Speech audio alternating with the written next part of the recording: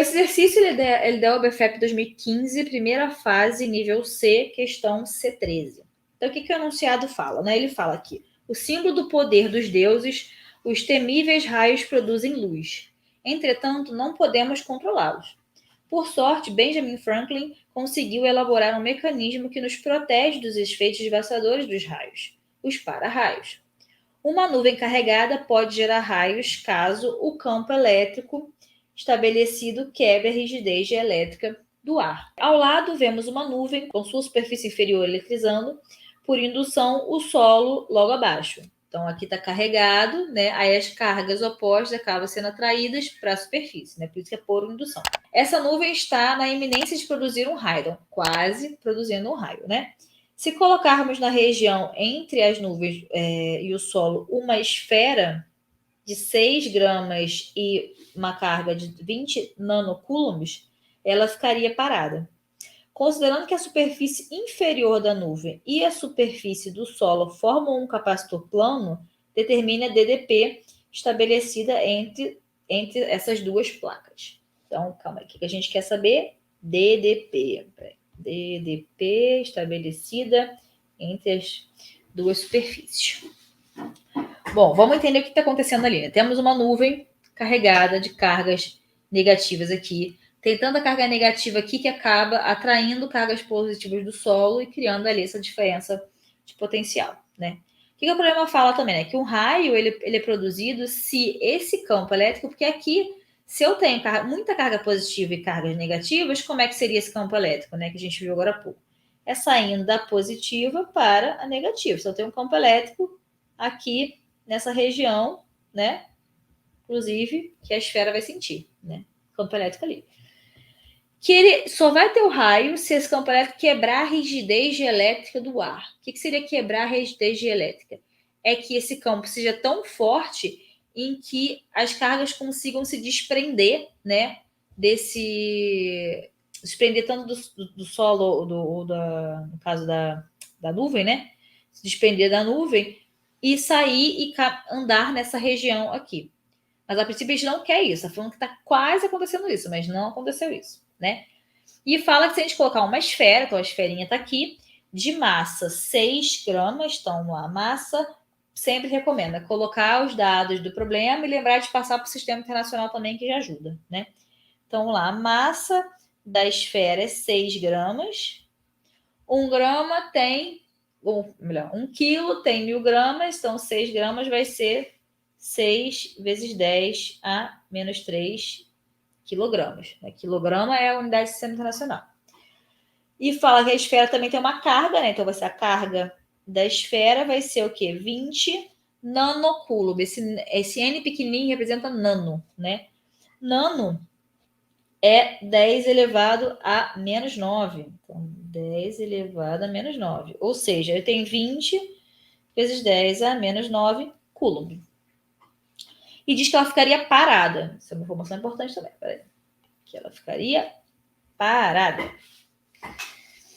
E aí a gente quer saber qual seria a diferença de potencial ali estabelecida entre essas duas superfícies. Então, como a gente está falando de uma coisa muito grande, né? Então, assim, uma nuvem grande, solo muito grande, a gente pode considerar que esse campo ali dentro não vai ter os efeitos de borda por aqui, ou pelo menos na região que a esfera está, né? Que a esfera está ali no meio, não vai ter esse problema de borda. O que eu quero dizer com isso? Que a gente pode concluir, né? Já pode afirmar que o campo ali é um campo uniforme, né?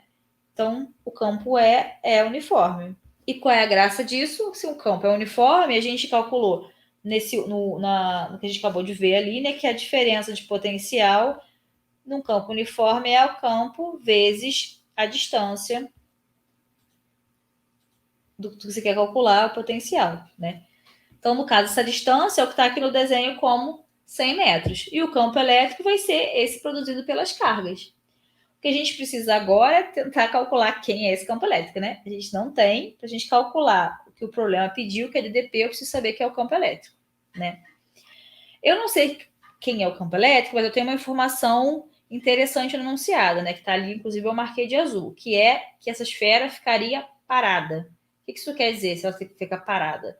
Quer dizer que as forças resultantes, a força resultante nela é zero. Então, todas as forças que quantas estiverem ali atuando, somado vai dar zero, né? Então, se ela está parada, força resultante nela é zero. Então, primeira lei de Newton. Quais as forças que vão estar atuando ali na nossa esfera? Ela tem massa, então ela tem peso, né? Peso vertical para baixo. Então tem um peso aqui, né? A gente sabe a massa e o problema também falou aqui, ó, a gravidade G. E ela está nessa região de campo elétrico de baixo para cima, né? Tem um campo elétrico para cima. Como ela é uma carga positiva, né? O enunciado falou que é mais 20 nanocoulombs. A força que ela vai sentir, né? A força, né? Vai ser a carga dela vezes o campo elétrico, vai ser para cima também, né? Então, eu vou ter uma força eletrostática aqui para cima também. Ou seja, nessa direção vertical, né? Que eu posso chamar de direção Y, a direção Y ali, né? Se eu definir meu eixo coordenado aqui, assim, botei lá em cima, x, y. Na Y eu vou ter o quê? A força eletrostática menos peso igual a zero. Ou seja, né? Força eletrostática é igual ao peso. Quem é a força eletrostática do que a gente já viu comparado com o campo elétrico, né? Considerando isso, vai ser a carga dela vezes campo elétrico igual a massa vezes aceleração da gravidade. E dessa expressão eu posso saber quem é meu campo elétrico.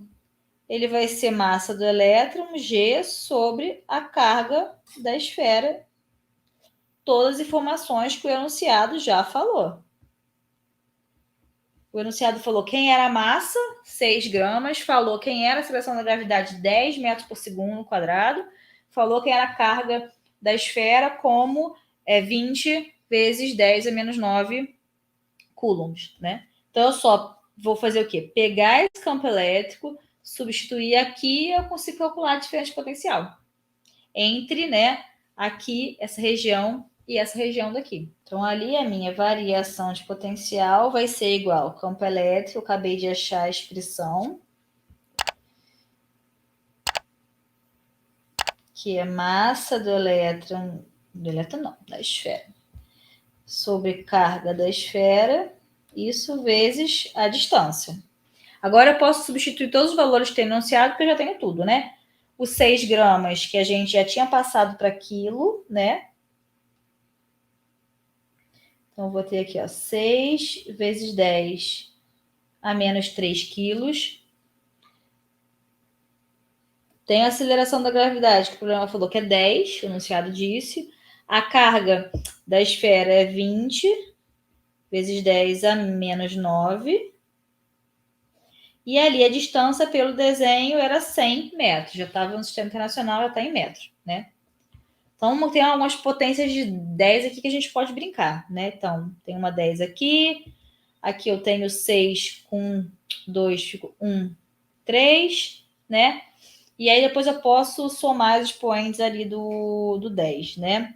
Lembra que quando a gente multiplica expoentes, né, que tiver a mesma base, a gente repete a base e soma os expoentes, né? Então vai ficar 3 vezes 10.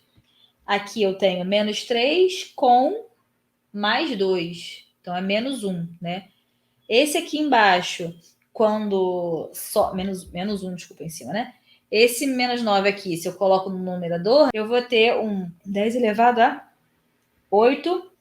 Unidade do Sistema Internacional de DDP é volts. Lembra, a gente já tinha passado tudo para o Sistema Internacional, então no final tem que dar Sistema Internacional, né? Unidade de DDP é volts. Aí a gente vai lá para o enunciado para ver a resposta. O enunciado tem dois itens que pode ser, né? Porque ele dá letra A, 30, ou letra D, 300. Só que o enunciado, a resposta, ela está em emissão volts. Emissão volts é megavolts. Mega é 10 elevado a 6. Então, mega é 10 elevado a 6. Então, eu tenho que ir lá para a minha resposta, reescrever isso com 10 elevado a 6, né? Como é que eu posso fazer isso, né? Ó, 3 vezes 10 a 2 vezes 10 a 6, né? Separo isso um pouco. Isso, volts. Ou seja, a diferença de potencial ela vai ser 300 megavolts, lembrando que o mega, então, é o 10 a sexta aqui, né? Então, isso aqui é megavolts. Então, foi ali, no caso, letra D.